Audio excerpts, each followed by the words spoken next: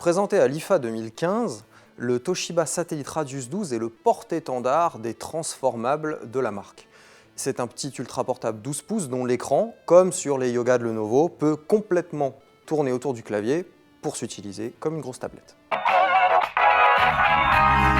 Alors bien entendu, qui dit porte-étendard dit finition haut de gamme et Toshiba ne s'est pas loupé pour le coup. Alors il faut payer le prix fort, 1 300 € pour cette machine, mais pour ce prix-là, vous avez un boîtier en aluminium, quasiment intégralement en aluminium, seules quelques pièces sont en plastique. C'est plutôt très bien fini, le clavier est très confortable, il y a une finesse qui est relativement appréciable et le poids, pas plus qu'une bouteille d'eau, voire même un peu moins.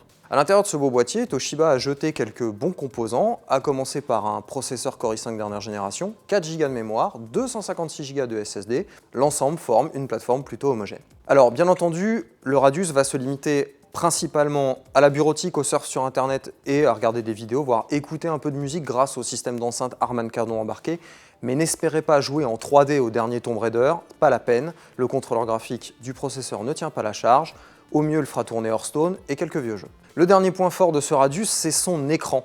Et oui, effectivement, l'écran tactile est plutôt précis, il est lumineux et contrasté, ce qui permet de pouvoir utiliser la bête aussi bien dans le train avec un hublot à côté de soi que dans un endroit où les parasites lumineux sont multiples. Un bon écran, autonomie assez médiocre, enfin tout juste correct dirons-nous, puisque en fait le Radius 12 tient à peine 6 heures grand maximum, aussi bien en lecture vidéo qu'en utilisation dite polyvalente, c'est-à-dire mélangeant de la bureautique, du surf sur internet, un peu de vidéo et de l'écoute musicale.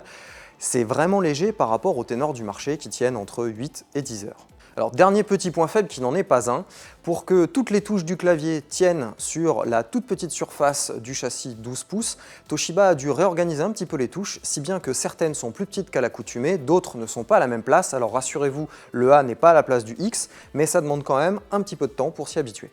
Alors avec ce Radius 12, Toshiba propose un PC qui aurait presque pu mettre à mal la concurrence. Malheureusement, l'endurance n'est pas son point fort, même si l'écran est de bonne qualité et la puissance est relativement présente, on lui reprochera son prix trop élevé, 1 300 € pour finalement qu'une machine à écrire. Certes, il y a pire dans le secteur, mais on a vu mieux.